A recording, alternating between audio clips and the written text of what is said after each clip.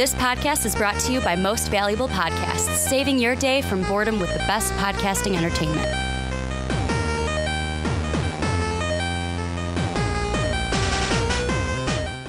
What's up, real MVPs, Ricky Widmer here, along with fellow Manchild, Johnny Karlic. And I wasn't going to say this, Johnny, but before I get into the full intro, I am. If you're on YouTube, and this gives you a reason, if you're an audio listener, to come over and check out the YouTube video for this.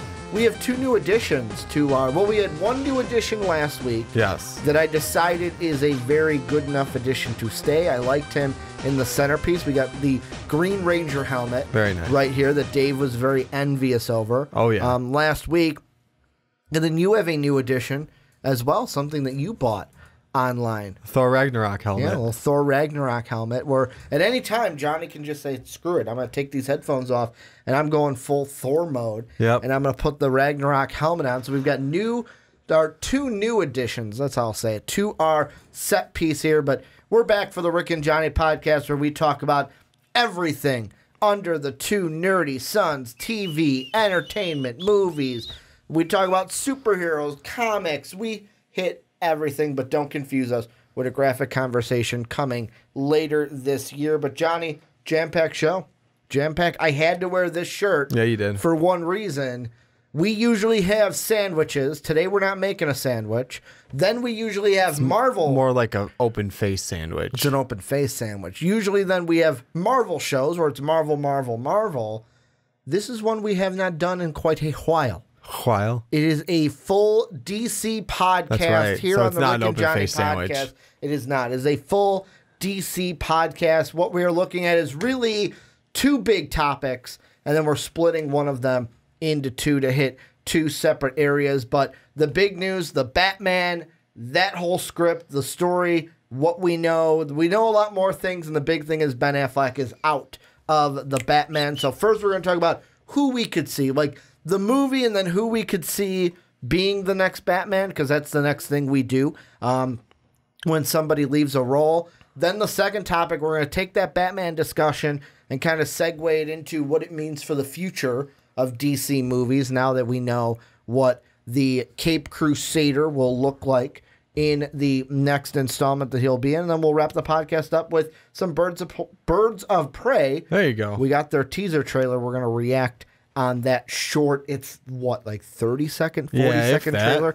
It's not a lot, but there is a lot to react to, especially with a movie that me and you were kind of like, I don't know what we're going to get from this one. Now we actually see something with it. But before we get into everything, I actually have to give a shout out, and I hope my charging cord is long enough. So we had a listener, Johnny. He has gotten a shout out this week on every single podcast. Ooh. And the reason why, and you could also get a shout out like him too, if you go over to iTunes and Apple Podcast and rate the Rick and Johnny podcast, give us your rating. I will read it. Hopefully it's a good one here on the podcast. And this week, he rated every single podcast on MVP. So this is us continuing the trend. He's been on every podcast.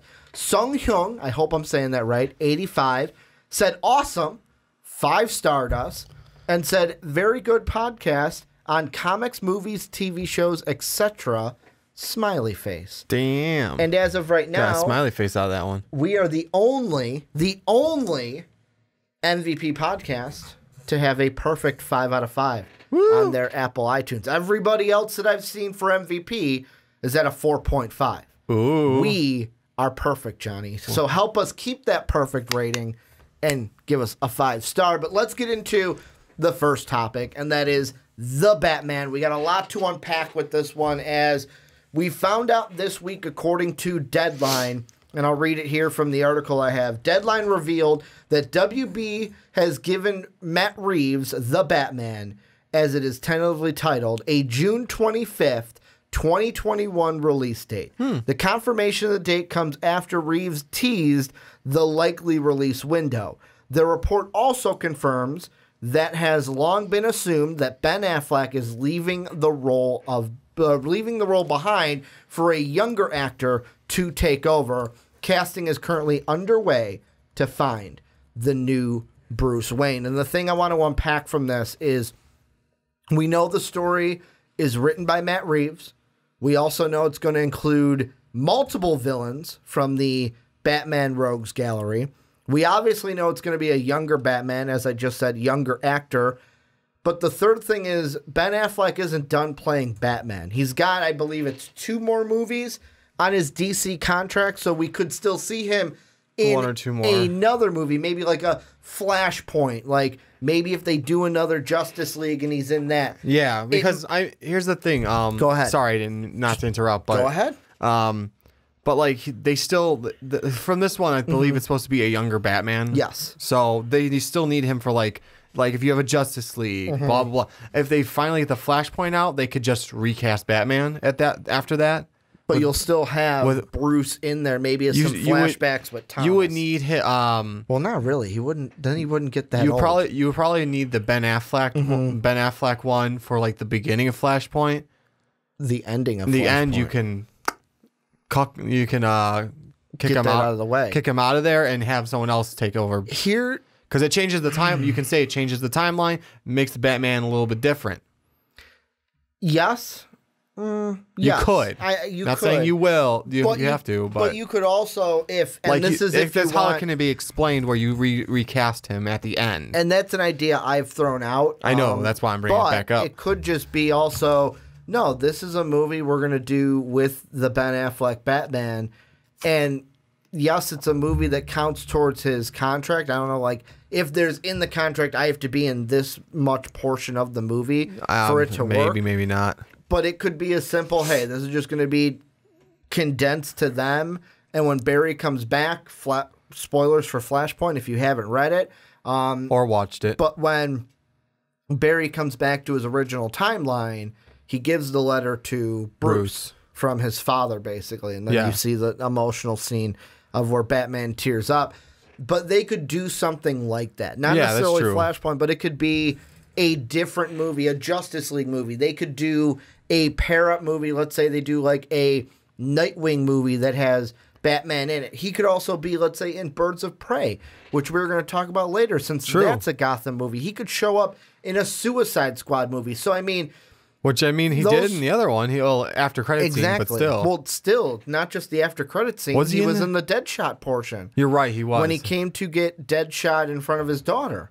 That's right, I forgot. Like, come on, we got to go. And he's like, come on, not in front of my daughter, man. He's like, we got to do this. So he was even in that portion of it. He was also in the part where Harley and the Joker were in that Lamborghini. Mm-hmm. And he was on top of the Lamborghini, and then the Joker I did forget about that. Put that in there. So, like, he was in that movie, and that's where Ben Affleck, not totally done being Batman, but might not necessarily be a Batman movie. One thing I kind of want to hit before we get into, because the meat and potatoes of this is who can be the next Batman. one, or like not names of like who's definitely, but just throwing out some names that ideas could of be. people who could be. Yeah. And when we start that discussion, I have one to kick it off. Okay. And his name's not Jake Gyllenhaal. But the first thing I want to ask you is about the script, because Matt Reeves, we knew when he came in, his big bugaboo was basically, yeah, that script that you have, I don't want it. Yeah. If I'm coming in to do this, I'm making it my own, because he's said recently that this Batman movie is going to be something that we've never seen before, which to me, as a Batman fan, I'm kind of intrigued. Yeah. Give me something that I haven't seen before. But also we're seeing it will have multiple villains. To go on top of a discussion I think we had 2 weeks ago. Yeah. What does that mean to you? Does that narrow it down, younger Batman, what villains we could see out of here? I don't know if it necessarily narrows it down. And would this be necessarily, because we looked at ones that wouldn't be repeats. Does he just repeat a villain? I know it's like something you haven't seen before, but could he maybe like, oh, the Riddler is going to be one of the villains in this, although we've seen the Riddler on the screen? I mean, not that we can't reuse any of the villains that have been used before. It's just maybe they'll take a different take on it, and hopefully a good, refreshing take on it. Because, I mean, the only Riddler we've ever had in live action is Jim Carrey's. Yeah. I don't know how you felt about it. I loved, as a kid, loved the Jim Carrey loved it, Riddler. yeah. I mean, I still enjoy it. I haven't watched it in a while. It's the Arnold Mr. Freeze that just makes me go, this was a product of its time. Yeah. It was a product of its time. I probably wouldn't do Mr. Freeze like this in the future. Not like that. But it was but I think absolutely we'll probably get time. a darker, more psychological version of that type of guy. Whereas Mr. Freeze, I don't know if there's necessarily the heavy psychological like the Riddler would be, for example, but it'd be refreshing if we actually got like something that sort of looked from the animated series or from the comics. See, the one that I'm targeting, and this is also, we've talked about this in the past, and this has also been a thing where this entire Batman story, like the Batman story, we have been talking about this for the better part of 2 years, Johnny. Yes. Because if you think about it, and this is the only reason I know this, is our podcast. It's actually coming up. It isn't our birthday. I got to double check. It's not our podcast birthday coming up soon. I know January, February is when we started that. Yeah. I don't know if this week is also our podcast birthday, but if you look at our thumbnails, podcast anniversary, basically, we've had three types of thumbnails through our history. Oh wow. The one we have now, the one that was the blue R&J text in the corner. Yeah. And then the very first one when we started the podcast where it would have the full video title on the thumbnail at the bottom. The first time we talked about Matt Reeves being like announced as taking over this movie was that first thumbnail. The one with the, so basically think about this. Around the time we reviewed Logan was when we started talking about Matt Reeves taking on this movie. Yeah, that's a long time ago. And now we finally got to the point where we have a date for it. We know Ben Affleck's not going to be in it. And one of the stories we talked about, this is the long game of getting there, and I want to get your new thoughts on this because now it could be a possibility.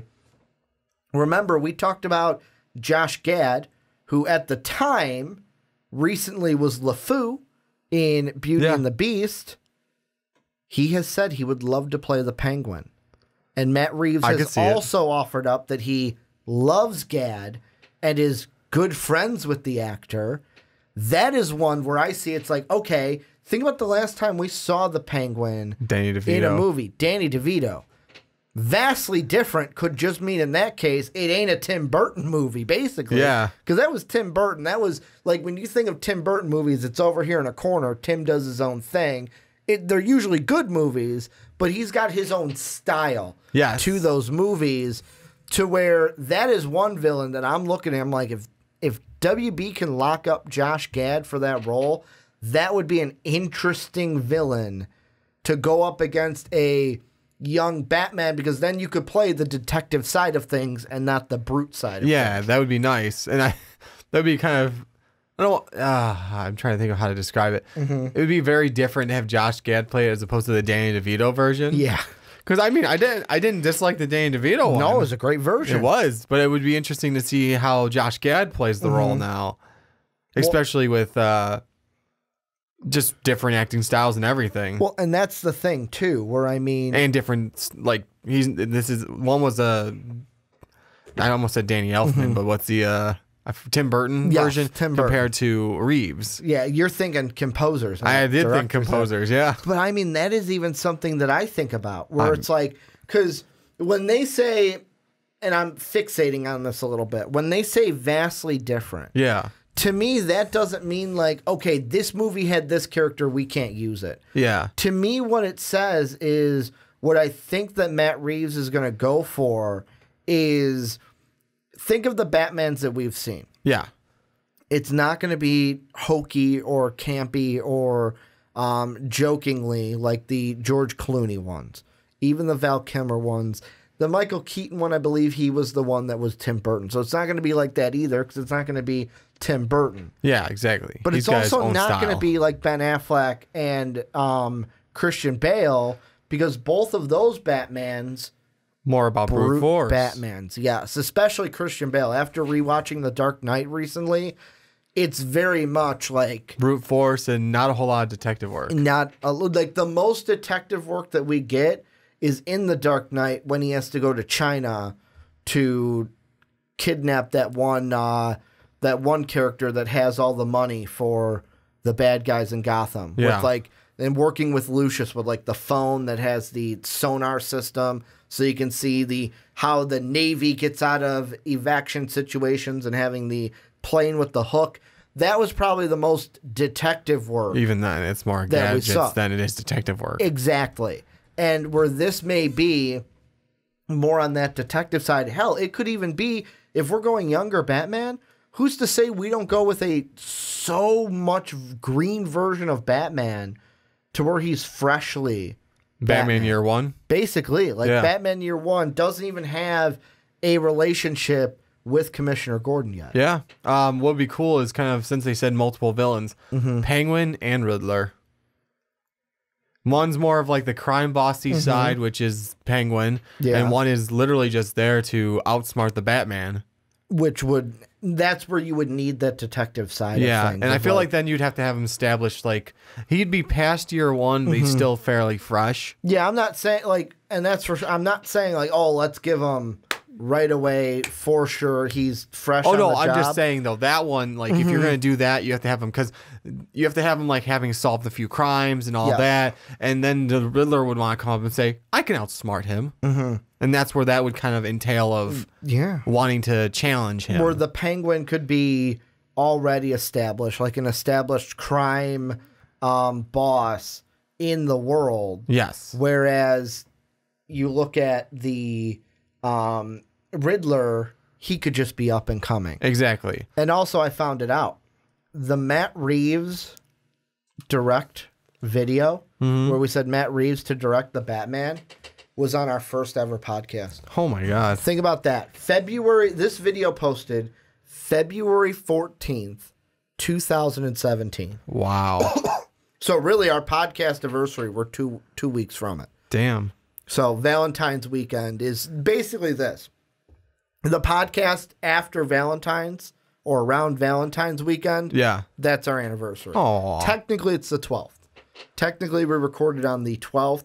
Our videos or our topics for that one. You ready for this? I think we did 4. Probably not. We did 4 that week. Will Logan be the best X-Men movie ever? Yes. Yes, it was. Matt Reeves to direct the Batman. Power Rangers movie, what should we expect? Wow. And Marvel movies theory, where will we find the soul gem? Well, we know now. Yeah, we were wrong, basically.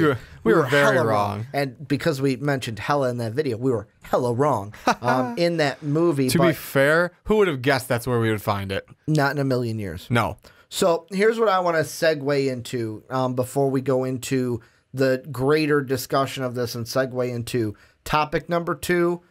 The biggest question is, who's going to be that next Batman? Who's going to be the one to be Batman in The Batman? And I know a lot of people are going to say Jake Gyllenhaal, which I will say could technically still work, because just because he's Mysterio in Spider-Man, there's no, like, Marvel to me, Kevin Feige to me, is not the guy to say, let's put in the contract that you cannot work with them. And the reason why I say that is they asked him about Aquaman. And of course, when you're asked a question with a microphone, you're Kevin Feige, you're not going to be a douche about it. No. Like, I don't know if this is how he really feels, but I would like this to be how he really feels, where he was saying, like, he was excited. He went and saw it because he's like, I don't see Marvel versus DC. He goes, I just see great superhero movies. So for me, Jake Gyllenhaal is still an option. We knew that apparently Matt Reeves, before the Spider-Man Far From Home thing happened, and that could have just happened because Jake could have just went to Matt and said, hey, I know you want me to be the Batman, but shit or get off the pot, man. Like, this is not done. It's like, I need to take another role. I can't. Marvel probably came to him and he was like, Matt, I can't pass up this opportunity. Exactly. So unless you're ready to go, I'm going to take this in Marvel. But now the timelines could work. Far From Home is in post-production. Jake is done with everything that he has to do. All they really need is possible reshoots. That's about it. But I mean, at this point, we're we're a few months out, so we're July. A little done we're with past that. Reshoots. Yeah, we're now packaging and finishing all the editing. This could be perfect. Like Jake Gyllenhaal, could you see Jake being the next Batman? I think it could be a young Bruce Wayne. I think it could work well. Mm-hmm. Like, to me, let's say if he is Batman, like you say he could work, what about him? I'm going to get a little deep dive in. First off, this is the thing you and I always talk about. Looks is one of them. Yes. To me, you got to look like Bruce. You got to look like Bruce. You got to look like whatever superhero you're portraying. And I would say this, Marvel does a fantastic job of everyone they pick. Yeah. And Marvel, MCU, Marvel, Disney, Marvel, to be specific. Every person they've picked has worked well and done really well, except, I mean, yeah, we switched out Rhodey from the first to the second movie. Yeah. We'll be fair about that. But that was, I believe, and Bruce, he wanted more money. That's a money. contractual thing. So it's like, no, we're going to go with this guy. And look how well that worked out. Yeah. And then, yeah, they switched out Bruce Banner. Again, that was a contractual thing. Wanted more money? No, we're not paying you that much. Yeah, and I mean, with Jake Gyllenhaal, the thing that I kind of think of is he can look like Bruce Wayne. Yeah. To me, with Gyllenhaal, it's the personality. Yes, I think he has that. I'm not saying he doesn't, but it's one of those where if Gyllenhaal to me gets the role, it's not going to, like, let's say there is, and I'm not saying he's not, but let's just say there's a perfect choice for the Batman. Okay. Like, lesser actor, looks like Bruce, is exactly Bruce, would be the perfect Bruce Wayne. Okay. What I kind of feel is there may be not just that Matt Reeves really wants Jake, to where if they offered Jake the role, yeah, or if he came to Matt and said, hey, I would love to be Batman, I feel like Matt would campaign for him. Yeah. Because the rumors were Matt really wanted Jake to be Batman when he was writing it. Who knows what could happen during rewrites, like with him working the script. His image of Batman might have changed after they changed some things.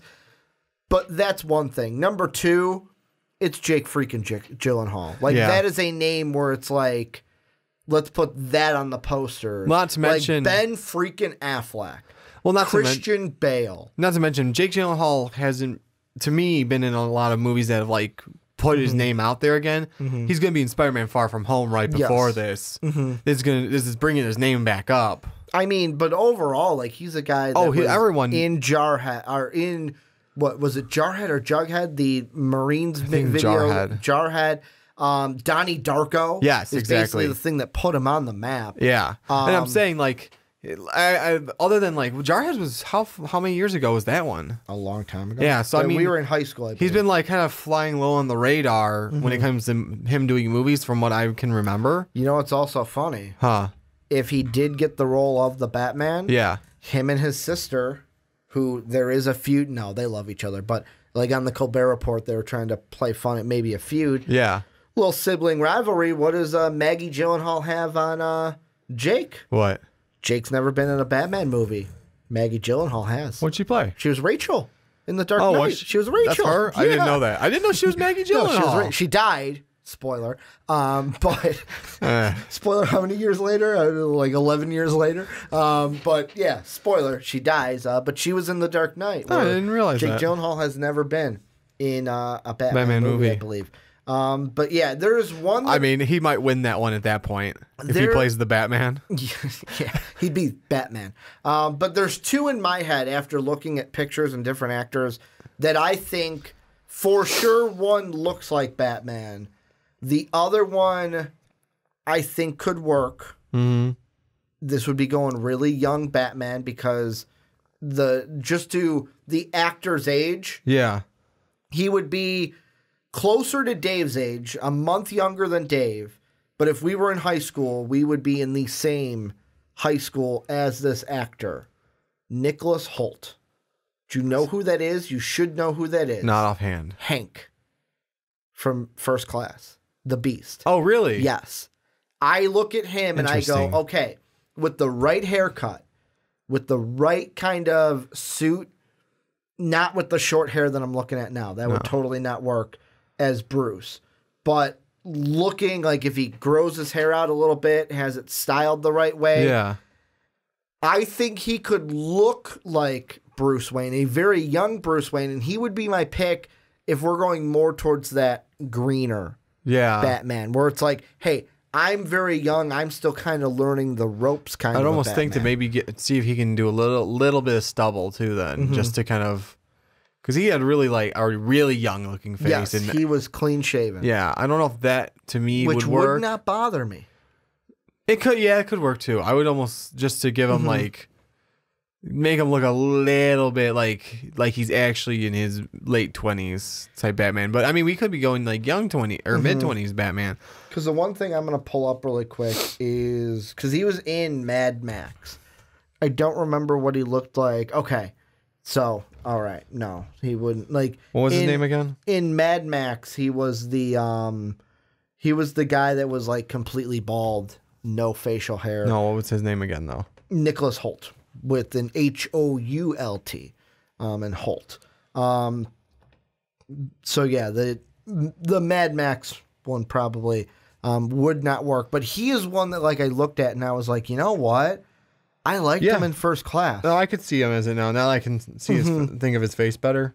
Like that is one that I looked at and I was like, you know what? He's not my top choice, but he's one, especially if we're going on the greener route of things, that I could definitely see because he's got the chops for it. And I know that this is kind of like a territory that you get into. Like I'm going to compare it to, I was talking to Pete. I just sent you a picture that I can see, like now I can see Bruce Wayne. Did you send it on Facebook? Yeah, I did. Okay.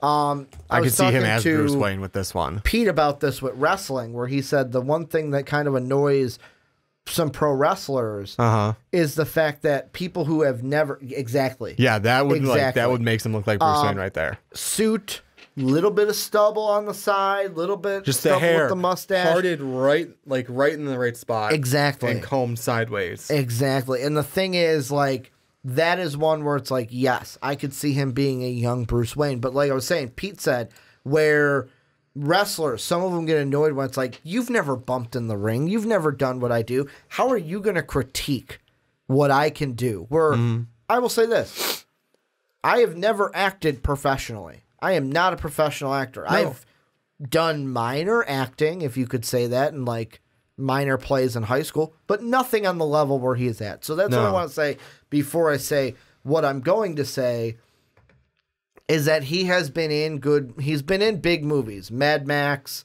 the X-Men series. I totally didn't even recognize him as this, but from Warm Bodies, he was R, the zombie. Was he really? Yes. No, totally I did not recognize him as that. And that was right before Days of Futures Past. So, I mean, that was First Class that happened, then Warm Bodies happened. Wow. Then Future. He looks like a 17-year-old in Warm Bodies. Exactly. Well, maybe at the time it was the hair, like the makeup too. Like the whiter makeup, the longer hair. But yeah, that was one. And he's apparently, right now, here is his movies that he's got right now. Okay. He's going to be in the Tolkien movie that's completed. Really? That he's playing J.R.R. Tolkien in that movie. Oh, wow. He's Hank McCoy in Dark Phoenix, which, by the way, saw another review on it. Apparently, people are not liking it, so it makes me a little nervous. The mouse needs to come in and save it. He will. It's in post-production for Dark Phoenix. We need to stop fighting the mouse on this and just let him have it. Now it's June, by the way. Yeah, I know. June. We need to just let the mouse have it. The True History of the Kelly Gang, which is in post-production. Interesting. The Banker, which is filming right now. He's Matt Steiner in that. And then he's in a TV series, which is in pre-production, called Crossing Swords. So, depending on that Crossing Swords, because here's another thing with the Batman that you got to think about with these actors. It's a 2021 release date. Yeah. When is that going to start filming? Are they going to shoot for a fall 2019 filming? Are they going to shoot for a winter 2020? Because they can't wait too long. Yeah, exactly. Because you have a lot of the filming to do. You have the reshoots to do. You have the post production stuff to do. At the soonest, summer 2019, fall 2019 is when they begin filming this. So that's what you got to think about too. With what I feel like latest should be winter 2019. The latest, yeah. The latest. I'm talking about like the soonest we can get it. As soon as we can get it is that. The latest we should get it is 2020. Winter 2019, right? We're in 2019 now. Yes, I'm thinking, winter 2020. Yeah. My bad. And that's the thing. Sorry, because winter goes from one month into the other. Exactly. Or 1 year into the other. Here's another one, and I want you to pull this one up before I ask you about it. Okay. Type in Jamie Doran, 50 Shades of Grey. Doran? Yes. Dornan. Dornan. Dornan. I said Dorman. Dornan. Doran. Yeah, I could see him. I don't know how he is as an actor, but... Tell me about that, because you want to know, like, and I'm going to hit the camera so that we're back on it. Yeah. Tell me about that, because this guy, Jamie Dornan, Christian Grey in 50 Shades of Grey. I know. I don't know. I mean, he's got the look for Bruce, but I don't know how his acting is, so I couldn't say as an actor how he would be. I mean, if someone below wants to say that they could see Christian Grey being Bruce Wayne as well. Christian Grey's a very unique character. And from what I hear, I've never seen it. Has Ricky watched 50 Shades of Grey? Based off of what is known about the the character of Christian Grey. There you go. It's a very, very different kind of a role than Bruce Wayne. Also, looking at his past products, like he was in Robin Hood. That was the 2018 version. Yeah, I wish I got to see that one. But he's one to me where, like, I look at his past films, and yet again, this is not something that dictates good or not, but I think it will play in with Warner Brothers of who they can sell. The biggest thing that he's been in is 50 Shades of Grey. Yeah. Arguably. Like, that is what he is known for, is Christian Grey. And that is something to where it's like, will they go with a Jake Gyllenhaal who has a plethora of movies that he is known for? The other one that I like, because basically I just feel like he could fit as Bruce Wayne. I've kind of been going in reverse order. I'd like Nicholas Hoult to get it. That would be cool. Jamie is one where he's the next one that I see looking like Bruce Wayne. The last one is Ben Barnes. And you might be like, who is Ben Barnes? Johnny, the last time I saw Ben Barnes in a movie was 2010, 2008, when he was Prince Caspian in the Chronicles of Narnia movies. Wow. Then he was also, just to say, because I haven't watched it yet, he has been in The Punisher Season 2. He was Billy Russo in The Punisher. He was also in Westworld, but shockingly to Dave, and I'm going to shock the world he was in the first one too then. He was in Punisher. Was he? If he's Billy Russo? Yeah, you're right. Yeah. You're right. 25 episodes. Yeah, he was in the first one too. Yeah.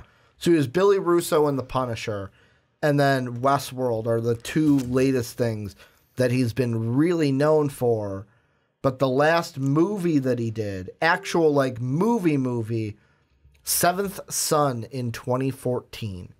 So he's been doing, obviously because of how Westworld and The Punisher are higher kind of TV series, especially Westworld. That's a huge HBO production.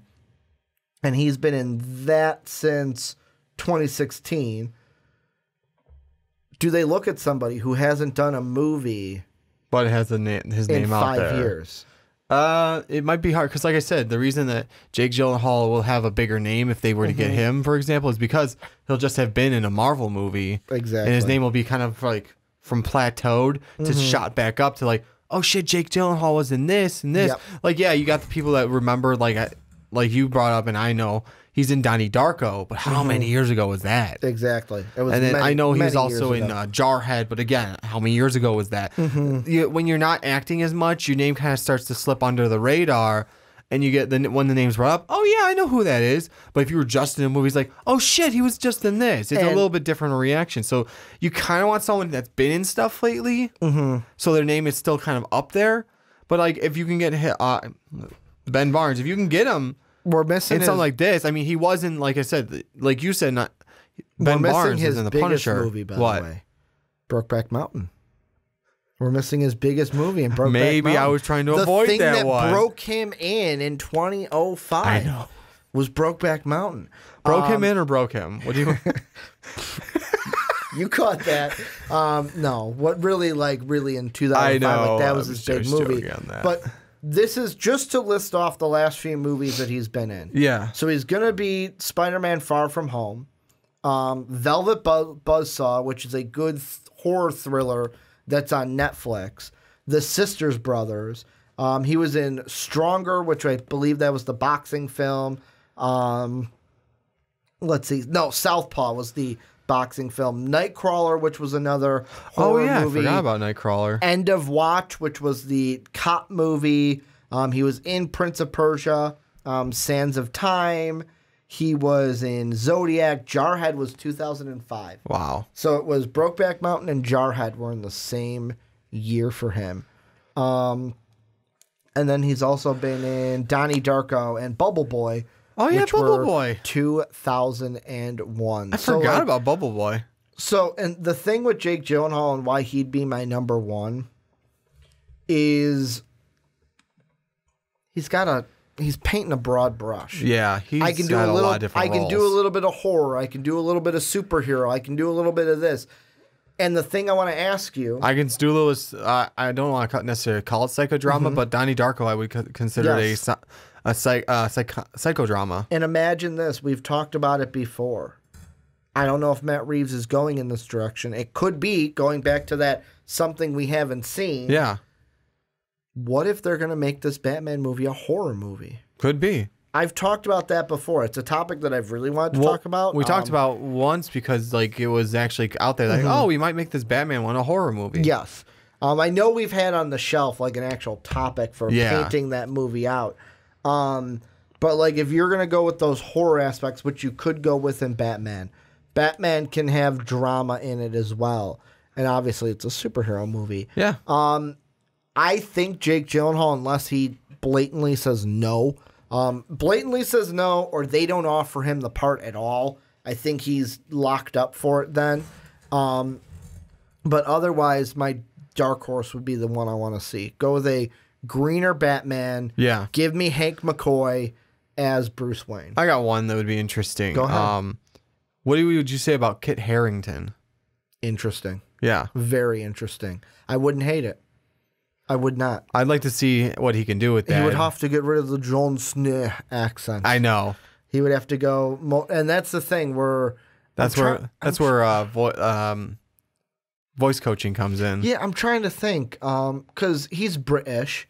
He's British, which also Ben Barnes and Nicholas Hoult, they're both British as well. Yeah, but Ben Barnes, have you watched the Punisher series? Yes, I watched the first one. Exactly. No British accent, and that's why I didn't like Hank McCoy. No British in it. I'm trying to think. Does Jon Snow have a little British in him? Like, I'm trying to think of Jon Snow's voice. Like, I know it's almost more Scottish. I know it's different than his actual voice. Yeah. But that's the thing where I'm not saying he can't do it, but like, that's the thing of like, in my head, I can't hear him in an American accent. I don't know if he has. I'm trying to actually... Bruce Wayne. It would be interesting, though. That was a shot out of left field that I didn't expect. Yeah. Well, I found it on... Because HBO's coming... to their Game end. of Thrones is coming to an end. Yeah. So he'll be... Not Game of Thrones. HBO is coming to their end. Game of Thrones isn't there, so what else As soon as Game of Thrones is over, it's all over for HBO. What else do we have from there? No, I got nothing else. He would be very interesting. It would be one where I'd scratch my head, but I wouldn't hate it because I actually do like Kit. Yeah, I would just want to hear if he can do an American accent. So that would be the biggest thing. So we'll say this. The ones that we have right now, the ones that we've thrown out, Jake Gyllenhaal, Nicholas Hoult is in the pot, Jamie Dornan is in the pot, Ben Barnes, Kit Harington. Before we move on to the next part of the conversation, do you have any more or any final things you want to throw in to this topic, which longer than I expected it to?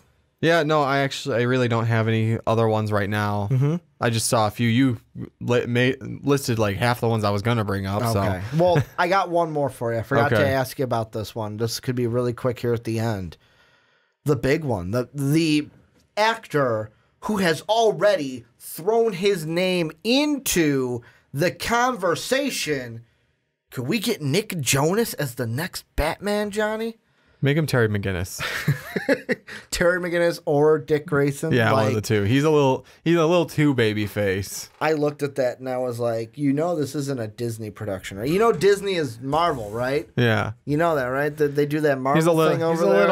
I'm sorry, he's just a little too baby face to play Bruce Wayne to unless me. we're going really green. Yeah, like really green. Year Batman. one green, or hey, I just became or the joke I was gonna say, and don't take this the wrong way, Nick, but oh man, my parents just died. That green, because that's how young he looks. Yeah, that's how young he looks. He's really young looking. So this is where you guys come in. Let us know what you think down below in that comment section. What do you think about the Batman first? What do you think about that? Also, who could you see, or who would you want to see being Batman in The Batman, because that's the title that we have right now. Let us know what you think down below. And Johnny, let's segue into part 2 of this discussion, where if you're on YouTube and you did not hear part 1, make sure I'll put it above Johnny, where we looked at the Batman, who will be Batman, and we went a good long, I think like 40-some, 30-some minutes on that topic. But what I wanted to kind of break off into its own topic so that it didn't get kind of swallowed by everything is actually, before I get into that, make sure to check out patreon.com/mostavailablepodcast. Help support the channel. We cannot do what we do without your support, and we love our patrons. $10 tier, you could join a Rick and Johnny podcast and talk about whatever you want to talk about here on the podcast. But Johnny, now let's get into it. I forgot I had to do that. Yep. And so the Batman has its date, June 25th, 2021. Yes. And there was an interview with, I believe it was The Hollywood Reporter, that I watched. I played it for us before the podcast, of Patty Jenkins from Wonder Woman. And she was asked about her and director James Wong, who did Aquaman, if either of them would be could do a Justice League film, and if she'd want to do a Justice League film. And what she said, her answer to me was interesting, is she said that she hopes that DC kind of pushes Justice League down the road. Not to the point where we never do one. Yeah, but give it time right now. But don't do one yet, because of, think about what we've had. We've had Wonder Woman. Aquaman's a good self-contained story. Yep. We're going to have Shazam in April of 2019. Birds of Prey, which we're going to talk about next. We get their teaser trailer. That's going to be February 7th, 2020. And then Wonder Woman 1984, which is going to be June of 2020. The other films we got, The Batman, like I said, June 25th, 2021. Suicide Squad, the second one, August 6th, 2021. And then right now, The Flash has been pushed back. That is now looking for a 2021, maybe a 2022 release date. The thing I want to ask you is everything about the Batman that we talked about with the movie. Now that we have a release date, we know that it's going to be a self-contained Batman story. How does this affect the other DC movies? Not just the ones that we have, but even the ones that we've talked about even. For example, the one that's not on there, the Green Lantern movie, that's supposed to be a buddy cop movie that Jeff Johns is still writing, which is a buddy cop movie between Jon Stewart and Hal Jordan. Does this news that we found out about the Batman, and now that it's happening at this date, does it affect the future DC movies at all? You know what? I try and get this straight. So is this the new Batman movies coming out supposed to affect anything? Yes. Okay, I just want to make sure I got that right in my head. You know what? With what it sounds like they're doing so far, no, not necessarily, because it's supposed to be a younger Batman. So this is more like a flashback movie, sort of like both Wonder Womans are supposed to be. Yes. So it really doesn't touch, let's say it's just a main timeline. This is where the Justice League is. Wonder Woman, Aquaman, Batman, Superman, etc., etc. Everything branches off, and everything still interconnects at some point, which I guess a tree is a bad way to go about it, but we'll stick with that for now. Wonder Woman's is just hers were both flashbacks. It doesn't affect anything. It is what it is. It's its own separate stories, And then Wonder Woman is the thing that makes it part of the Justice League. Yeah. Well, same thing with Batman. It's just this is a side Batman story that has nothing to do with anyone else. Doesn't the most it does is say, you know what? We're better at making all individual stories. We'll come back to a Justice League when we've got more people set up and ready to go. Like I think they should wait till at least after a Flashpoint. Yeah. Get the Flashpoint movie done. Give the Flash his own movie, period. Yeah. Give the Flash his own movie first. I can go give or take on Cyborg. Because really that's the only other member left. Henry Cavill / Superman has had his own movie. Figure out what you're going to do with him since he's gone now. Well, there's also rumors that if they did a Justice League 2, that Henry Cavill would be interested in coming back as Superman for that movie. Just for that type of thing. So sort of like what Hemsworth will do after his movies are done with with Marvel. Yeah, he's like, I'll come back for a Thor movie or whatever you want me to do. But anyone else with acting, I'll wait. I'll hold off. But yeah, so I mean, if it's that situation, like make it down the road. Or see if we want to go off like the cartoon version. I don't know how close that is to the actual comic book one. Okay. You can bring Henry Cavill in. It's going to be a lot of CGI, but at least if you get his face motion capture and stuff, and like mostly you have to green suit him or gray suit him, so you can be that really thin Superman. Yeah, like the one that we saw. That spoiler, was like white suit from Flashpoint, where basically they captured Superman and kept him underground. Yeah, exactly. And he has not been getting radiation from the sun. He has not touched the sun, so that's why he's like spindly and weak. And I mean, you can recast someone else to do that too if you wanted. Maybe someone that's like more of that body shape, or you can just do what they did with the original when they did it to Chris Evans in the first Captain America one. They basically superimposed his face on a smaller body. And so I'm kind of conflicted because. But I don't think overall, to answer the question, I don't think it's really going to mess with anything. I think it's going to affect, but not in the fact of like how you thought it. Or you're saying, oh, it's not going to change. It's not going to change anything we have. Yeah. I just think with me, and you kind of hit on it with Marvel, I feel like DC was a victim or the major casualty to the universe era in films. Because think about it right now. I saw an article yesterday, which the Blumhouse films, which is like the Jason movie, the Halloween movie that came out, the Happy Death Day, like all these horror films, that apparently they're teasing at a Blumhouse universe between these horror films. And I'm thinking, I'm like, come on. Not everyone has to have a universe. Like, let's be honest. The major casualty was Universal because their monster universe didn't even get off the ground. Yeah, before it was one movie. It just fell right away. Thank you, Tom Cruise. But like DC was our first big hit from the kind of universe craze where everyone after Marvel's like, that's how we get success. We make a universe, we get it together, go, go, go, go. And DC felt forced, obviously, because DC and Marvel are always linked in the superhero genre. But I look at it and I want to ask you this question. It's not a major question, but just a thing that came off my head while you were talking. Did Marvel get lucky? Like, think back to the Avengers Phase 1 movies. Yeah. Is it bad to say that maybe Marvel just got lucky? That A, it was a hit, and B, they were able to turn that idea of movies into a 10-year, like nobody else. It's not like people wake up like, if it was that easy, everyone would be doing what they are doing. A little bit of it has to be luck. To a degree, yeah, but I think what happened is like all their cards came in the right place. That's when, in the way they're lucky is like they got Kevin Feige, got the Russo brothers, and they got like all these Robert people. Downey Jr. became Iron Man. Yeah, exactly. You got all these people like they got the like they've been like hitting the pick of the litter of all this stuff because. And then to some degree, that's luck because it's like, okay, we picked this guy.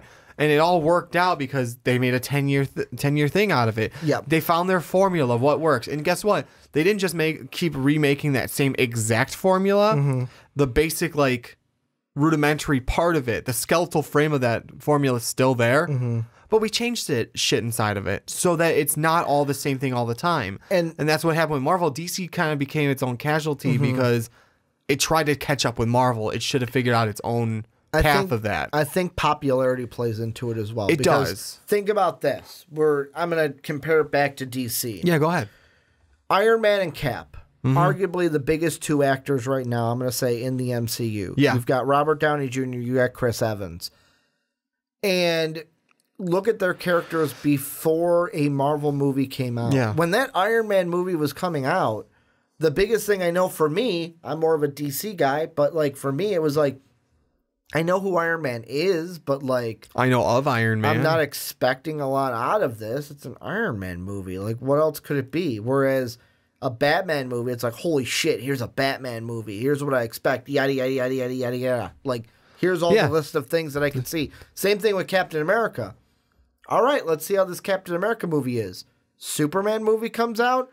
All right, this is what I expect because Superman's a big name. Doesn't help that... Go ahead. Go ahead and finish. Sorry. Go what you were going to say, and then I'll say the next Well, point. I was going to say, it doesn't help that, like, we have these predisposition of Superman and Batman because we've seen them in possibly comic books as of back then. They're just so popular, like, to the general fan, I feel, too. For one of each, we've had at least one TV cartoon series. We've had the Justice League and the Justice League Unlimited. We had multiple Superman movies, multiple Batman movies before this DCEU even started. I actually like that too. I like that point because it's something I didn't think about. Like we have a predisposition to all these, so we have all these expectations we can take out of these two superheroes. And of course, and like boom.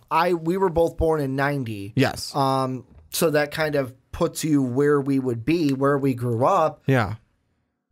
DC was dominating, and I would say, at the time, DC was dominating. DC was dominating the animated game, animated movies, animated TV. Because guys, we did actually have, and no one I talked to really remembers these. There was a Hulk cartoon out. Yeah, there was an Iron Man cartoon out. I remember watching it as an adult and going, "What's this?" Yeah, there's a Hulk cartoon out. I remember seeing it a little bit as a kid here and there, but it wasn't like readily available for some reason. As a kid, the Iron Man one as well. There was an Iron Man one.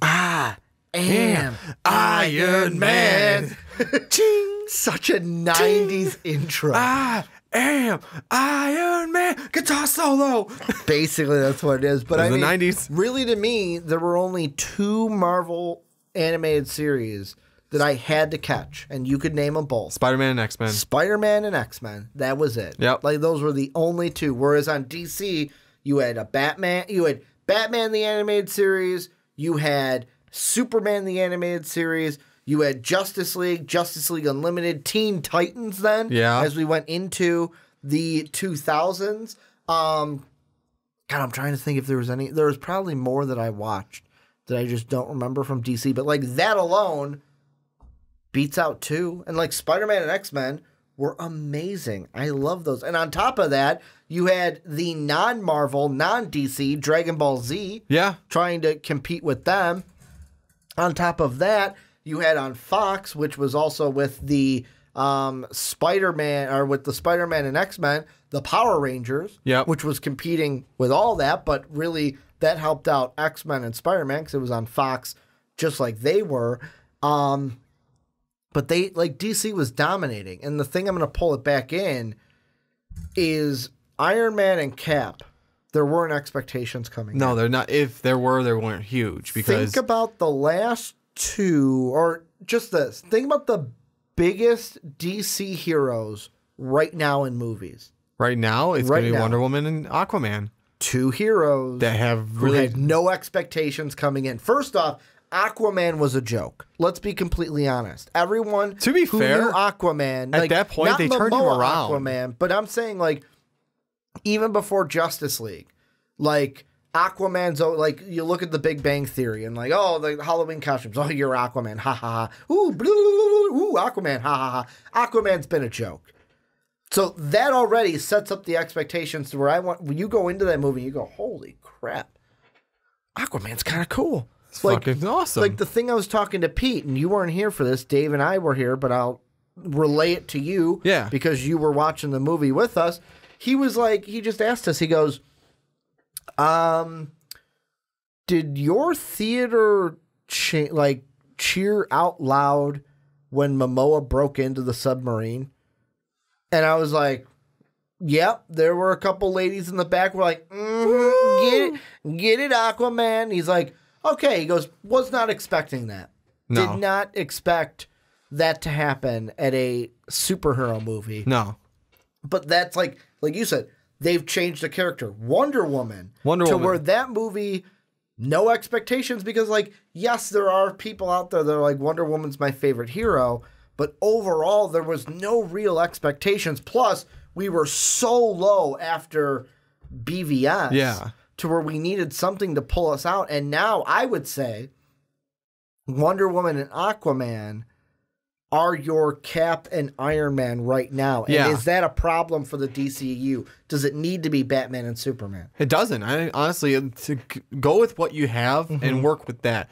You can bring back Batman and Superman eventually, but again, you have to remember there's a predisposition. There's a huge predisposition for those two because everyone and their mother has heard of who Batman and Superman are. They know something and some general knowledge about them. And as you've watched more of these things, have you, like us, we have a huge expectation of what the two of them would be. When we went to see Iron Man, to be fair, I liked Marvel, but I didn't know a lot about Iron Man because I didn't have a huge access to comic books at the time. Same with Cap. But I mean, when it came to Batman and Superman, I still knew a lot about them because of all the stuff I used to watch as a kid.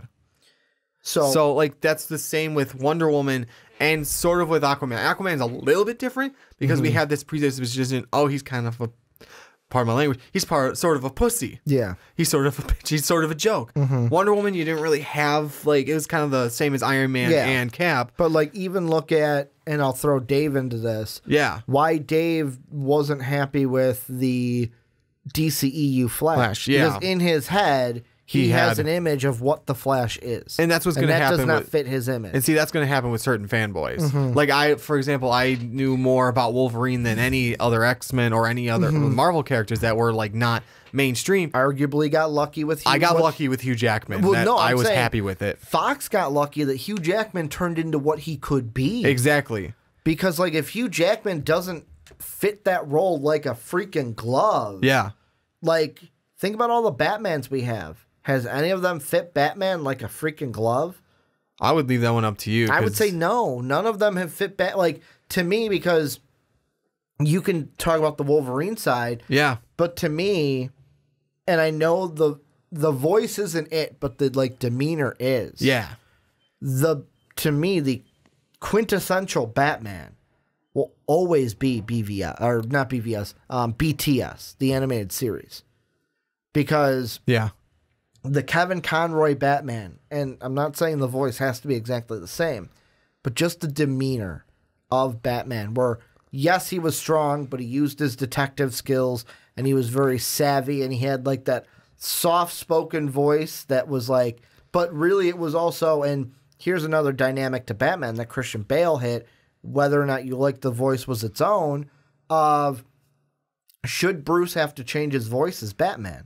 Whereas, could somebody listen to his voice? And Kevin Conroy did, where he made the Batman voice a little bit lower than the Bruce voice. But there's also that where it's like, okay, maybe I have to change the voice between the two so no one can ID me. Whereas with Wolverine, I'll let you talk. The same thing with like Hugh Jackman compared to what you saw from the animated To be series. fair, it developed over time to be what it was by the end, like full out Wolverine. And my knowledge of Wolverine grew since then too, because I started reading more of the comics. I started reading Old Man Logan and all that.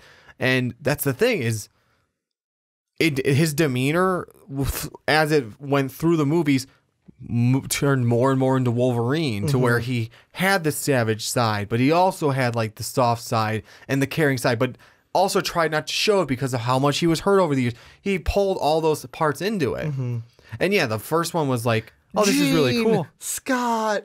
That just, when you said the soft side, I'm like, oh, that popped into my head for some reason. But go on. But no, I mean, that I basically made my point, I think, is that he pulled all, like, he figured out all the aspects of being the Wolverine, and he portrayed it really well. And as it went through the movies, because he's been in every X-Men movie possible as Wolverine, So I'm going to throw something out here. Except for this coming one, maybe. I'm going to throw out a plan. Yeah. And this is, they're not going to do this, but of course, this is like the wrestling version of fantasy booking. Okay. Where this would be my perfect plan for DC heading forward. Had to cough a little bit. Maybe need to get a drink of water in between segments. But Maybe. So right now, we've got 1, 2, 3, 4, 5, 6 individual movies planned between now and 2021. I'm going to take a second to read something on the podcast. And this is going to be a lot, but I want this story out there, and then I'm going to talk about it. So here's the background, the storyline. The storyline was first mentioned at the conclusion of the Sinestro Corp War in Green Lantern Volume 4, number 29.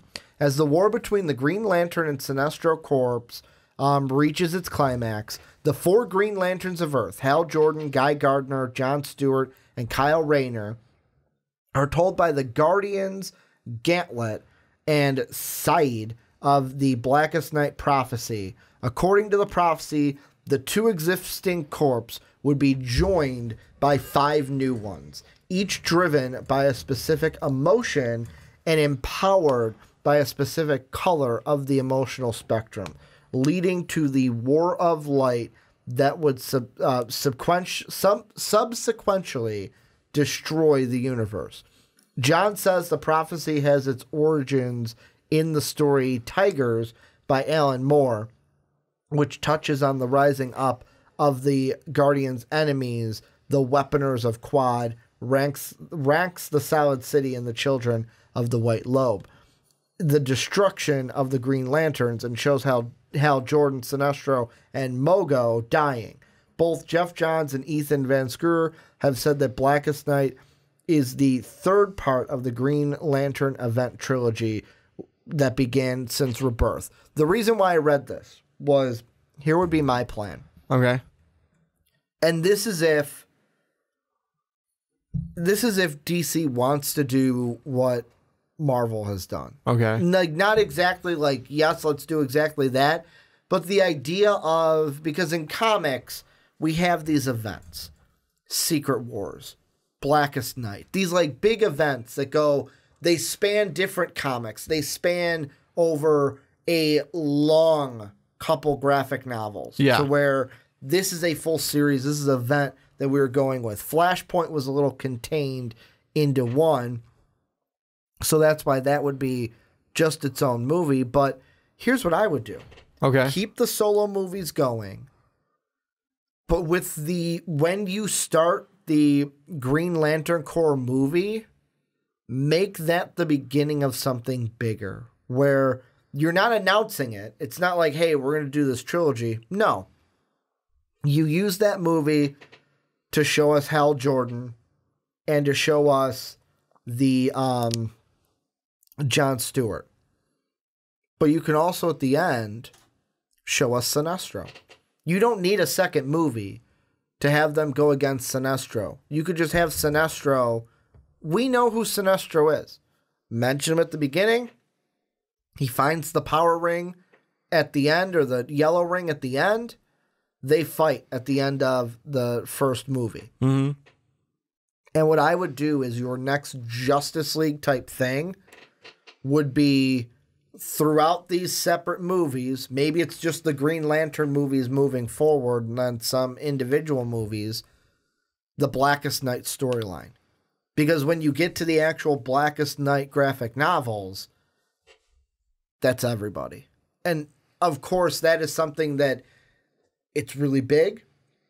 And of course, when you get to that level, it's kind of like an Infinity War Endgame type of payroll, because you're going to have Batman, Wonder Woman, Aquaman, Flash. You're going to have all these people in this movie. But I wonder, like, if that's the goal. Just keep these single individual movies. Oh, Shazam as well, because he's in there. Keep all these individual movies just kind of going. But if you want to lay down the track for a Justice League movie, that is what you do. Like, it doesn't have to be Blackest Night. That's the example I'm using. But set up a Justice League story that starts with one, gets hinted over here, eventually becomes the climax in a Justice League movie, and then it can end right there and poof, you're gone. So I want to add something to yours because I liked it. So remember how we get we usually only have one Green Lantern in the Justice League at a time?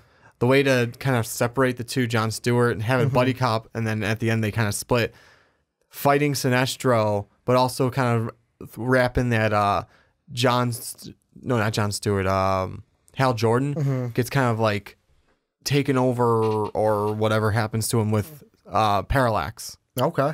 And have that how it breaks it, and Jon Stewart goes to Earth, becomes part of the Justice League, and make the side story of Hal Jordan and Parallax, or just make it nothing. Because, like, I'm looking at it here. Yeah. There are numerous ones. Like, Crisis on Infinite Earths they're not going to do because the CW is doing that.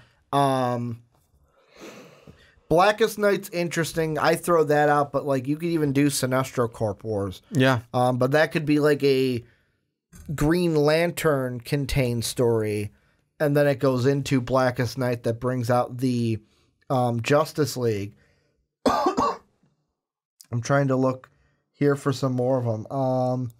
This is giving me like Civil War would be like a Flashpoint where that's a self-contained movie. You know what I would love to see actually? Huh. And this goes against what I just said with the Blackest Night, but it just popped into my head. Give me a Superman movie. Give me Red Sun. Are you familiar with the story of Red Sun? So, excuse me. No, not really. The story of Red Sun, alternate universe. What if Superman landed in Russia and not in America? No, I do, yeah. I do remember that one. Give me that. Give me that movie. That would be interesting. Of a Russian Superman. That would also be a one-shot, I feel like, too, though. Exactly. No, but that's what you're doing right now. Like Wonder Woman 1984. 84, 85, whatever. My bad. The Shazam movie. If you're doing this one shot. Even like the Joker, which is the Joaquin Phoenix one. Yeah. Give me that one shot. Give me that. Superman as a Russian? Like, I know that spoiler alert for Red Sun if you never read it. The thing that Mark and I didn't like about it was at the end of it. Do you care if I spoil it for you? Go ahead. I should have asked that before I go into it. But at the end of it, it kind of creates a time loop where it's like, kind of like, oh, here it starts. And then it goes back. And it kind of seemed kind of like, really? That's your ending? Like, it's a time, like, really, there's no real ending. It's just a time loop kind of a thing. So, I mean, it really turned us off in the end. Yeah. But I loved Russian Batman with his winter hat on. Yeah. As I say, a German accent that would not fit in Russia. But yeah, like, to kind of bring it back to the main question to end this is, will the Batman affect what they're doing? I'm going to say yes and no. Yes. Yeah. Because I feel like it's going to keep them on this path of single movies. Hell, it could even be a thing of like, we're going to give Matt Reeves 3 movies. Is it a trilogy? Maybe you got 3 movies to tell your story. Do whatever you want to do with it. It's not going to lead to anything. Or they can say, hey, let's have these individual movies, and then eventually we will plant seeds leading to a bigger event. Yeah, we want to eventually. Thoughts? Yeah, no, I can agree with that. It's not going to change anything when it comes to storyline necessarily, but like it might change their dynamic. And I think that's already started when they started doing Aquaman and Wonder Woman and like realizing, no, maybe we should focus more on individual movies. Because we didn't even get real Black Manta in Aquaman. No, we got Black Manta, but it wasn't like Black Manta against Aquaman. Yeah, it wasn't full out Black Manta v Aquaman. It was the start of Black Manta, which was a good way of. I think it was a good way of doing it. We're gonna get that in 2 now. Yeah, and it makes me want to see Black Manta because although he looked like a Power Ranger, he looked boss. Yeah, and also he's really gonna like have a lot more to go against Aquaman and a lot more to want, like a lot more hatred towards him now. He has a lot more anger towards him now. But I think it would be a good way to do it, but just have like the underlying, like the first this whole first 10 years of Avengers and Marvel movies has all been one underlying big thing in the long run. Make that the DC part of it, if they really want to connect everything back. is this is when we get our Justice League movie when something really big is going to happen. Where you're basically like, think about it this way, where Marvel didn't say, here's Thanos. Yeah. They just started planting little seeds and seeing if it works. We didn't even see Thanos. We didn't see anything of Thanos until the Avengers movie. Yeah, exactly. We didn't hear about Thanos till the Avengers movie. And even that, like, not even the creator of Thanos knew Thanos was going to be in that movie. Exactly. We just saw him turn and smile, and that was all we got of him. God, look back at that Thanos and then look at the Thanos that we have now. They're vastly different. Yeah. But any final thoughts before we move on into some good old Birds of Prey? No, I think we're good. Well, this is where you guys come in. Let us know what you think down below in the comment section. Let us know what you think about all of this going on with the Batman movie. Will it affect the DC future movies? Will it not? Let us know down below. And Johnny, let's move right on into our last topic, completing the DC podcast for today. And we're talking a little Birds of Prey because right before the Super Bowl, this will probably be a Super Bowl ad. I would be surprised if it was not. Just like, by the way, I have not watched the Shaw and Hobbs and Shaw, whatever it is for Fast and Furious, because I will want to see that when it is aired during the Super Bowl. Yes. Because I am assuming it will be aired today during the Super Bowl. But we got a Birds of Prey teaser, and this teaser will be down in the description. It is a whopping 30 seconds, not even 30 seconds. It's 29 seconds long. Oh, damn. And here's what we got in this little 30 seconds is they've showed us Harley Quinn, what Margot Robbie is going to look like. They've showed us the Huntress, what a Mary Elizabeth Winstead is going to look like as her. They showed us Canary, which will be played by Jernay Smollett Bell. I hope I said that right. They showed us Cassandra Cain, which is going to be Ella J. Bosco. They showed us Renee Montoya, we think that she's the one with the bottle, played by Rosie Perez. We know she's in the movie, but we'll see. They show us Ewan McGregor, who's playing Black Mask, and then they show us Chris Messina, who I did not know this heading in, and I am excited for it and love the look so far of Victor Zaz. That will be played by Chris Messina, and that's what we have right now, Johnny. So I am going to kick it to you first. I know it's small. I know it's only 29 minutes. What were your first thoughts from seeing the teaser trailer now that we actually see something for Birds of Prey?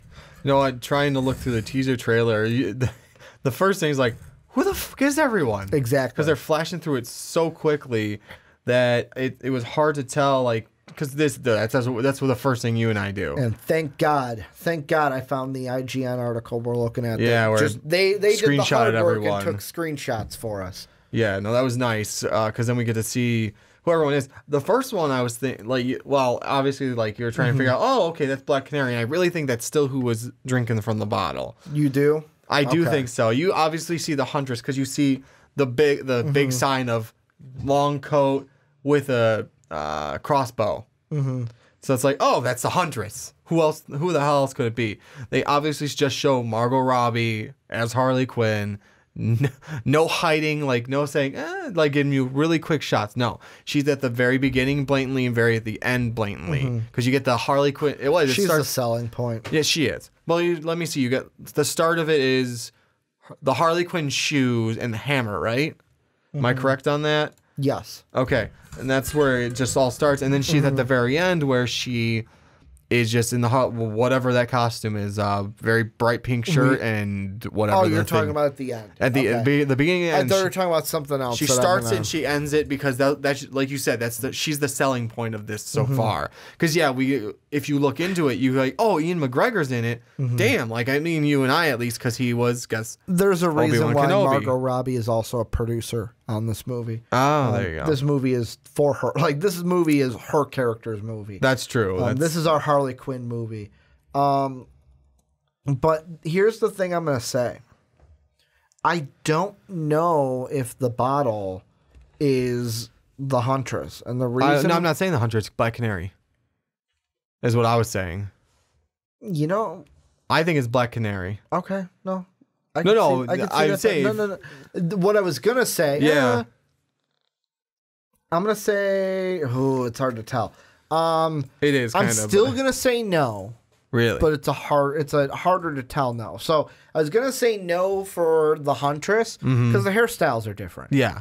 But if you look at Black Canary to the silhouette we see drinking, yeah, here's the only thing that I'm gonna say no on. Based off of the hair that I see just around her right shoulder, yeah, is her hair long enough or is it short hair? But the hairstyle looks fairly similar to what we see in the still when we have Black Canary. And this is a movie that I am intrigued for, Johnny. Yeah. After seeing that, like before seeing this, I was like, Birds of Prey. Take it or leave it. I'm intrigued, not like a holy shit, I have to see this movie, but more so as like all right, you've piqued my interest, DC. What are you going to do with it? Because the big thing for me is, what are they going to do with Harley Quinn? And the reason why I say that is I bring up a Screen Rant article, and I am going to read this to you, Johnny. Okay. Rumors of a slightly different Harley Quinn coming to movie screens have circulated for some time, right down to her Suicide Squad tattoos being removed. But it's always been hard to tell which of those reports were wishful thinking from Suicide Squad's detractors and which were conscious decisions made behind the scenes of Birds of Prey. The newly released teaser footage shows Margot Robbie sporting all the same visual tattoos, but it's a photo of Harley Quinn's wardrobe that seems to be the most potently shocking clue. And what they have is Harley Quinn's, she's got on, so it was at the picture that we saw at the end of our trailer where it looked like the Instagram picture. Yeah. That she was throwing up the peace sign. If you look at the dog bone necklace she has, it says Bruce on it. Yeah. So there's a Bruce necklace on that, obviously, Batman. And here's the thing they say. They say Bruce Wayne or Bruce Timm. Is that a, hey, I'm mocking Bruce Wayne, or just a kind of nod to Bruce Timm, who writer of like Batman comics and stuff, and writer of Harley Quinn stories. So there's could that be either as well. And that says, could Harley know Bruce Wayne is Batman? I think they're going hardcore into this whole wardrobe thing. Batman's secret proves Harley's a hero. And that's what they go to. So they're kind of, I guess, guessing at what the story could be. I know we're not getting this from the teaser trailer. I just want to ask you in general. This will be more of like a prediction, not a like, hey, what did you see from the trailer? But since we're talking about it, I'll ask it. Do you think they should rewrite Harley's Suicide Squad origin story? Should they retcon it a little bit in Birds of Prey? What do you mean by that? I mean, I'm not sure what you're getting at with that. There's usually, let's say, in certain series that go on for so long. For example, I'll throw Star Wars out there. Okay. Leia was never supposed to be Luke's sister. But then later on, they retconned it to where, okay, no, they are brother, sister. And then it just became what it is. And they are brother and sister. Where should they retcon and change some things from Suicide Squad that maybe they didn't hit well with the fans or it didn't fit well in general and kind of forget that ever happened? Or should they base it off of that character? I'd say they just base it off of what happened already, and you can find ways to fix it per se. Mm-hmm. Like I'm trying to think how to put this, because you already kind of like we talked about in another one. When you're establishing a universe, you can't keep changing shit over and over and over again. I mean, obviously, if you have to because of contractual things, that's one thing. But like, if you're just gonna keep changing the story, don't call it like a universe. Mm-hmm. So like, you already started something, and honestly, you can find a way to. You're talking like because she's a villain, or what are you trying to say like to fix though? I need a little bit more on that. Are they gonna change her? Not like drastically change her character, But are they going to maybe change her origin and kind of... And the thing that I'm looking at is this is what I would do. Okay. And I'm actually getting this from... There's been pictures of Harley Quinn on set. Okay. And the big thing that people are looking at is there was one posted by a Twitter handle called Four Eyes Raven. And it says more pics of Margot as Harley on set of BOP. And it just shows her in that outfit that we see at the end of the trailer. The little frill at the top. She's got the ripped shorts with the thigh highs. Well, someone zoomed in and there's a tattoo that is upside down and it says Harley plus Puddin' and Puddin' has a line through it. Huh. To me, I like that. Because basically what I would like from this, not just because I hate the Jared Leto Joker. Sorry, Jared Leto. I hate it. Didn't like that character. No. I didn't like Suicide Squad, mainly because of that, but also because they tried to just slam a soundtrack down my throat. Yeah. But I like that idea. Please have there be a breakup between the Joker and Harley Quinn, because I get the character. I'm not complaining about the character. Whenever Harley Quinn is around Joker, she's going to be in the palm of his hand. That's just how the character is. It's that type of relationship where he doesn't give two shits about her. He'll abuse her. He'll hurt her. But she'll always come back because he's my puddin'. He's my puddin'. He's what I care about. And I'm always right by his side.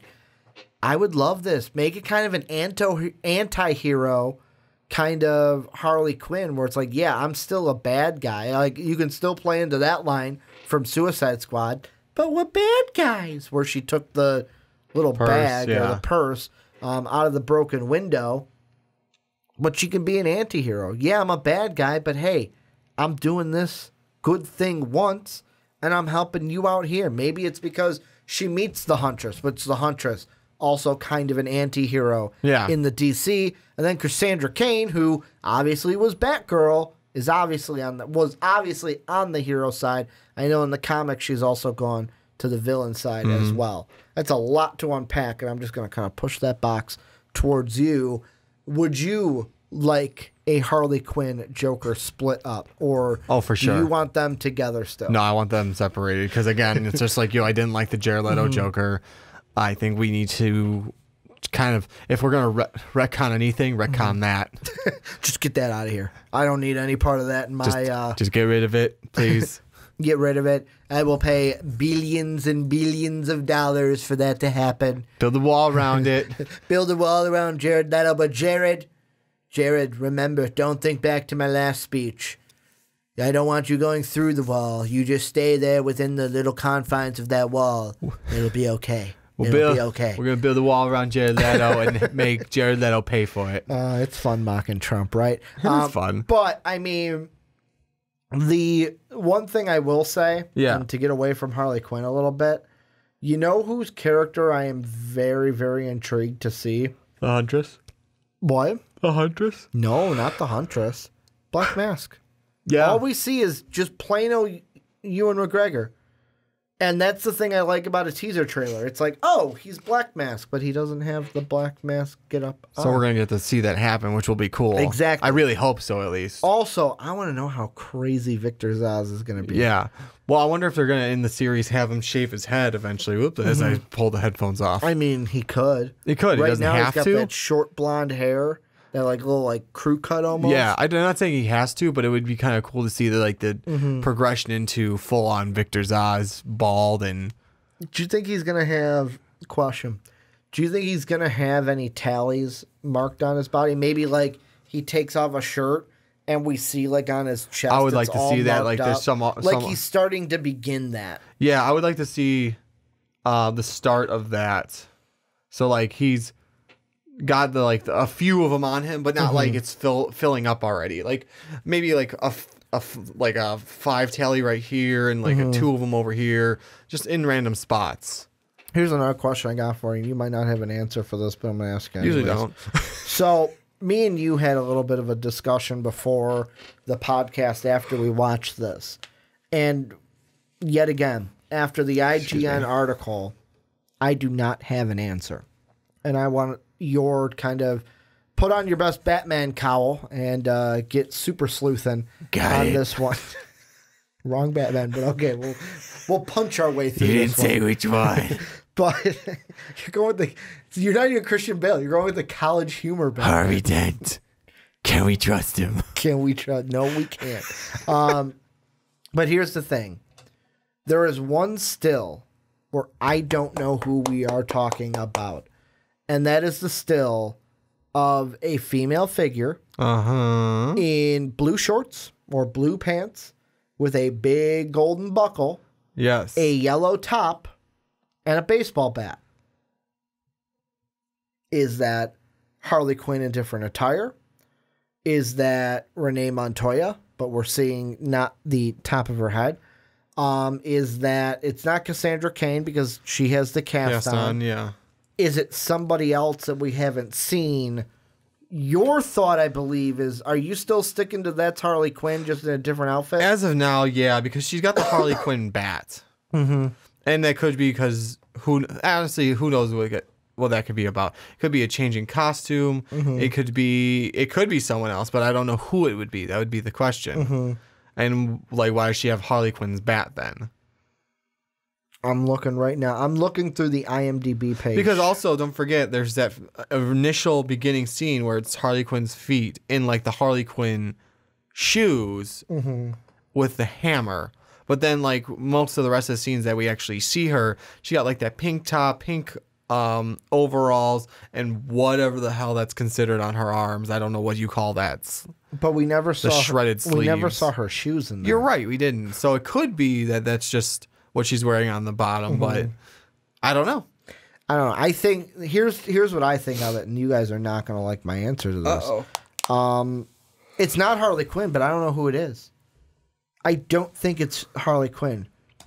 My first thought, and this was bad, was it's Power Girl. Oh wait, no, that's Marvel, not DC. That's Marvel, right? Exactly. Well, I saw the yellow top and I thought Power Man. I thought Luke Cage. Yeah. And Marvel has trained me too well with that. But no, it's like yellow and black. I don't know if that's Harley Quinn to me, because here's the other thing. If it was Harley Quinn, wouldn't she still have the tattoos on her body? Maybe. You're right. I didn't think of that. I forgot about that one. I don't know who it could be then. I'm gonna guess it's not a big, like, huge, like, oh my god, brain exploding one. I think it's Renee Montoya. Maybe it's Renee Montoya. I know she's a cop, but I mean, this could be her. And here's the thing with Renee Montoya, is because she's a cop, she often lines with Harvey Bullock, which, let's think back of versions of Harvey Bullock we know. He's not always the knight in shining armor cop that you believe, where, you got a little money there? All right, I'll take this. I didn't see anything. I'm coming over here. That's Harvey Bullock for you. It's not that big, so I'll take a little money, and this didn't happen. In the animated series, we'd always see him and Commissioner Gordon getting into it, and Gordon couldn't do anything because he was... If he does anything to him, it's like, great, people are going to then question me because he's my right-hand guy. Yeah. Or he's in that position. But Harvey Bullock has not been... Also, he has not been the most trusting of Batman in general. So, yeah, this movie is going to be interesting, mainly because I'm mostly interested with anti-hero stories, when the villains kind of become the heroes. Yes. And we kind of get the... what is it? The inmates are kind of running the asylum a little bit in these movies. Last question I'm going to ask you. The Batman, we've talked about him throughout everything. Yes. Does he make an appearance in this film? Cameos, if anything. Ben Affleck make an appearance in this film? I'd say cameos, if anything. It's not going to be anything major or even cutscenes, but it's not. I don't think it's going to be anything major. Mm-hmm. This is going to be the villains and the anti-heroes becoming heroes. Okay. To a degree, like sort of a Suicide Squad, but Birds of Prey style. That's what I'm thinking this is going off of, because we're going to go up against Black Mask. Do you think that this is going to help Harley? Is this going to evolve Harley's character into Suicide Squad 2? It might, to a degree, make or her... she takes on more of a leader role in that. I would think so. In that group. I would think that might be the of what English. That might be the degree of what happens. Thought you were gonna start talking Spanish on us there. A little German in there, a little French. Thought you were gonna. I usually go with Portuguese. Thank you. Portuguese. That's the dialect that Johnny likes to snap into for random reasons. But let us know what you guys think. Obviously, this was a hard one. It's not like the Spider-Man one because it's a teaser trailer. Exactly. I can't wait to get a full trailer of this. That'd be nice. Because to find out what's going on. The thing that they're doing nice with this is because so many people don't have an idea, this still like, oh, here's what it looks like. You still have questions. Yeah. Like, that's a great way to do it because now you have a lot of questions. You want to know what's supposed to go on. It's intriguing me. Let me go ahead. Oh, I want to see that next trailer. Ooh, I want to kind of see this movie to answer those questions.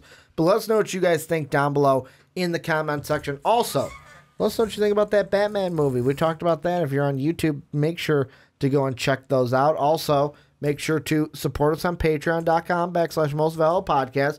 Go ahead and support us on iTunes and Apple Podcasts and go and rate and review the Rick and Johnny podcast. Help us maintain our 5-star rating. I am very proud of that 5 out of 5, as this is the only podcast on MVP to get the good old 5 out of 5 rating.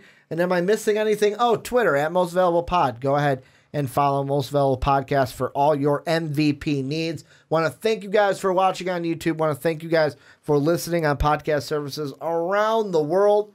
For my fellow man-child, Johnny Karlic, I'm the original man-child, Ricky Widmer. And as always, have a good day, everybody.